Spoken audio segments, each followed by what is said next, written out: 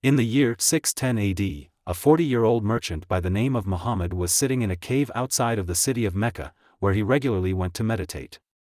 There, it was said that the angel Gabriel came to him and proclaimed that he had been chosen as a messenger of God. Muhammad hailed from the Banu Hashim clan, and was a member of a family that had produced numerous tribal chiefs for the most powerful tribe in Mecca, the Quraysh. The tribe sourced their power from the control they had over trade on the western coast of Arabia, but the reach of their merchants extended far beyond the Arabian Peninsula, into the Levant and Mesopotamia. Muhammad himself partook in the trade between the Indian Ocean and the Mediterranean, and became known as the Trustworthy for his honesty and impartial resolution of disputes. Soon after receiving his revelations, Muhammad began preaching the message of Islam to the citizens of Mecca. At first, his monotheistic message was disregarded by many of the Quraysh, some of whom ignored and mocked his preaching. Nevertheless, a small number of converts joined his cause, and Muhammad focused his efforts on building a small community with strong spiritual bonds. He stressed the need for a moral responsibility of man towards his Creator. He vividly described the Day of Judgment and spoke against the idols worshipped by the pagan Meccans, claiming that their fathers died in disbelief and faced perdition. As his message drew more converts, he and his followers were perceived as a threat by the local tribal leaders and rulers of Mecca. This was when the Quraysh opposition arose against the Prophet, who profited significantly from the annual pilgrimage to the Kaaba and feared they would be overthrown by Muhammad. Trying to stop his preaching, some of the high-ranking Quraysh leaders tried bribing him by offering a higher position in the tribal structure and an advantageous marriage. But Muhammad refused. This created a permanent rift between his Islamic faction and the Quraysh tribe. Consequently, his followers faced persecution. Some were exiled, while others faced torture. Several attempts were made on Muhammad's life. At this time, however, Muhammad's uncle Abu Talib was the leader of the Banu Hashim clan, and he was able to offer protection to his nephew, much to the dissatisfaction of other Quraysh leaders. But despite Abu's best efforts, the nascent Muslim community faced further violence. And, in 615, Muhammad arranged for some of his followers to seek shelter in the kingdom of Aksum and found a small colony from where they could conduct trade under the protection of the Christian king al-Najashi. However, things worsened 4 years later, in 619, when Abu Talib died, and with him went the protection he had offered to Muhammad. Now at the whim of the Quraysh, the Prophet and his followers suffered violent prejudice and persecution. But by now, word had spread beyond Mecca of the coming of a prophet. To the north, the tribes of the city of Yathrib invited a delegation of Muslims to teach them the instructions of Islam. They then pledged their allegiance and had sworn to accept Muhammad as a prophet, bound in worship to none but one God, thereby becoming known as the Ansar, meaning the helpers. Encouraged by the spreading of his message, Muhammad told his followers to seek shelter in Yathrib. Fleeing persecution in Mecca, the Muslims suffered at the hands of the Quraysh, who seized their property. This event became known as the Hijra, meaning the migration. Having lost all of their worldly possessions to the Meccans, tired and hungry, the Muslims reached Yathrib with nothing but the clothes on their backs, but their troubled journey gave them was a sense of unity and a bond of kinship. Back in Mecca, with most of his followers now gone, Muhammad's own life was in danger. Reportedly, upon receiving divine direction, he departed for Yathrib on the very night that the Quraysh assassins were on their way to his house. The city of Yathrib would later be renamed to Madinat an-Nabi, meaning the city of the Prophet, and over time it would be shortened to Medina. Once in the relative safety of his new home, Muhammad began to plan raids on Meccan trade caravans that passed Medina. He deemed this action justified after years of brutal persecution by the Quraysh and the confiscation of all property of the Muslims who left Mecca. Hostilities began in 623 with Muslim raids on Meccan caravans. The Quraysh responded, seeing the raids as a threat to their wealth and prestige. Between the many small skirmishers, a network of spies schemed behind the scenes. In early 624, Muhammad's scouts reported that a large trade caravan bound for Syria had left Mecca, led by a leading man of the Quraysh, Abu Sufyan, a sworn enemy of Muhammad. The Muslims mobilized a force of some 313 to intercept the Meccans in the narrow valley of Badr. However, Abu Sufyan had spies of his own. While en route, he learned of Muhammad's movements and had diverted the caravan from the main road leading to Syria, and headed along the coast of the Red Sea, thereby bypassing the Muslim ambush. Muhammad returned with his host back to Medina, but his scouts soon picked up Abu Sufyan's trail and followed him north. Weeks later, the Meccan caravan conducted their business in Jerusalem, Damascus and other major cities in the area, before making their way back south towards Arabia. Muslim scouts observed that the caravan carried vast riches, and rode ahead to Medina to relay the news. But again, Abu Sufyan was prepared. Unbeknownst to the Muslim patrols, he posted his own scouts on the main roads leading south, who had spotted their movements. He now knew that Muhammad was coming. This time the Muslims sought to intercept the Meccans further north, before they diverted their route away from the road to Syria. But once more, Abu Sufyan sensed danger. He diverted the caravan from the main road, but this time took a different, unknown path. He dispatched his fastest rider ahead to seek help from Mecca. The caravan had some 40 armed guards, not enough to protect against the Muslim host. Worse, on the return journey they were slowed down by the many goods and riches, and Abu Sufyan feared he would not be able to evade Muhammad as easily as the last time. In his mind, he needed help, fast. Once the rider approached Mecca, he tore his shirt and cut his camel in a few places to raise the sense of urgency in the minds of the Quraysh. He cried out for help, telling the tribal leaders that the caravan is about to be attacked and their wealth looted. Since most of the Quraysh had a share in the caravan, this exaggerated report had an immediate effect. Around 1,300 mobilized and swiftly moved north. In the meantime, Muhammad realized that the caravan had again evaded him and he marshaled his host south, expecting to locate Abu Sufyan somewhere along the main road that connects Arabia to Syria. However, by this time the caravan was beyond the reach of the Muslims. Abu Sufyan sent another messenger to report that they were safe. Upon receiving the news, the Meccan army was pleased that their wealth was secure and were eager to turn back. But Amr ibn Hisham, one of the prominent Quraysh chiefs and perhaps the main leader in opposition to Islam, refused to withdraw. In his mind, if they returned home, Meccan prestige would suffer.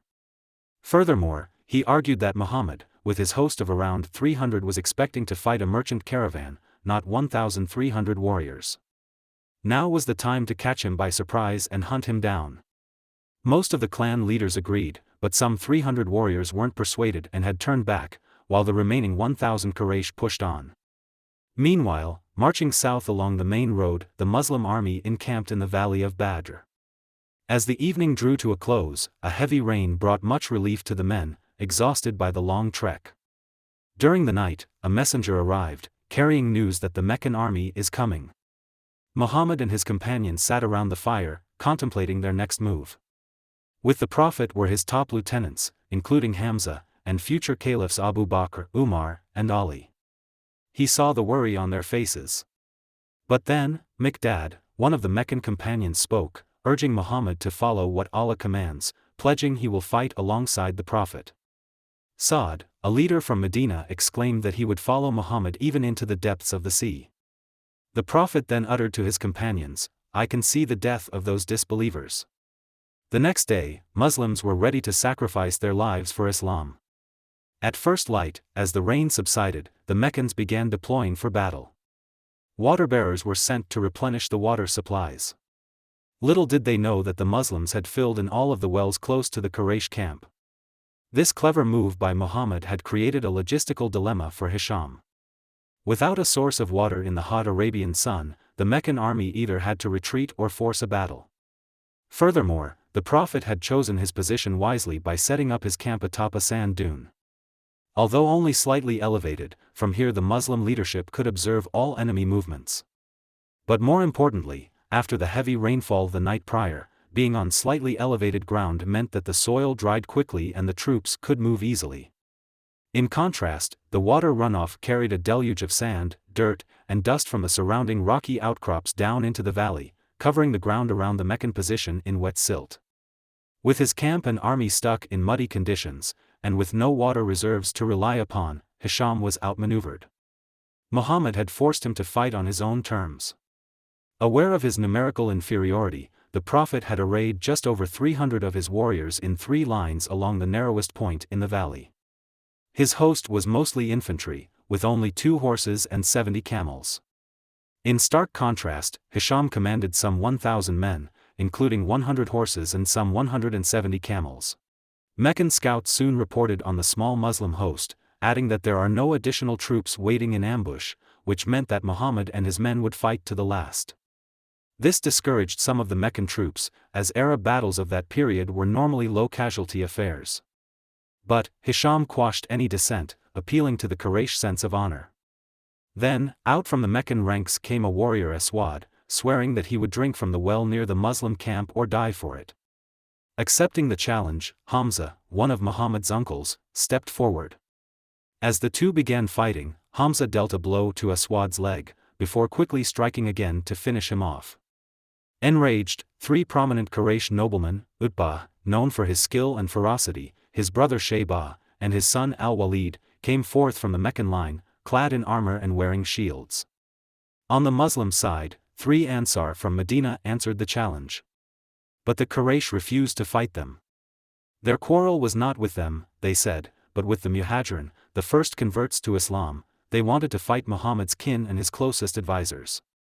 Muhammad's uncle Hamza stepped out once more, so did his cousins Ubaidah and Ali. With his first thrust Ali cut down Al-Walid. Seconds later, Hamza got the best of Shaybah. However, Ubaidah was mortally wounded in the duel, his leg severed at the knee.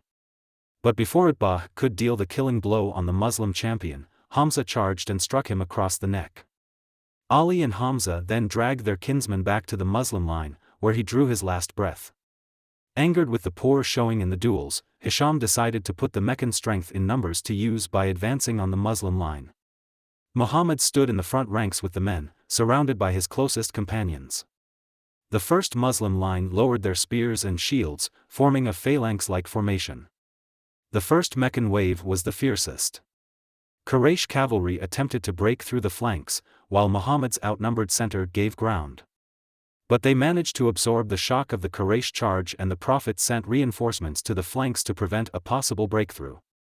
As the stalemate dragged on, exhaustion took hold and a brief lull in the fighting offered respite to the two armies. Knowing he outnumbered the Muslims 3-1, Hisham ordered the Meccans forward for a second time, eager to grind down Muhammad's host. Despite being aware that they cannot win a battle of attrition against an enemy 3 times their number, the Muslims closed rank and fought on with determination. In the narrow pass between the towering ridges on each side, this time Muhammad's line held firm, and yet again the momentum of the Meccan assault was exhausted. The lull in the fighting allowed the Meccans to regroup, while the fresh Muslim troops from the second and third line moved up to replace their fallen comrades in the front. Then came the third Quraysh assault. In the frantic struggle, exhausted men struggled to stay on their feet. The fighting swayed back and forth as warriors fell to swords and spears. But the Muslims held the enemy at bay despite possessing cavalry and a larger and better armed force. The Meccans were turned back yet again. Sensing that the enemy's will to fight was broken, Muhammad signaled to his faithful to ready their arms and charge the Meccans. Unable to break nor match the determination of the Muslims, Hisham's men routed. During the pursuit, most of the Meccans managed to flee, while some were captured. The symbolic end to the encounter came when Hisham's head was brought before the Prophet, who gazed upon his former pagan enemy and said, "This is the pharaoh of this nation." While a single battle did not earn Muhammad a reputation of a conqueror, this was his first major victory. The Battle of Badr has been described as one of the most important battles in Islamic history. And for good reason. Its outcome transformed the Muslims from a marginal religious movement to political contenders on the western coast of Arabia. Muhammad's position and authority was solidified in Medina, giving him the wherewithal to undermine his opponents within the city-state. At the same time, the power and influence of the Quraysh of Mecca was significantly reduced. But Abu Sufyan would continue the fight against Islam, and the Battle of Badr would be the start of a 6-year-long war between the Muslims and the Quraysh. Thank you for watching, and please subscribe to our channel Pouring Knowledge for more videos like these.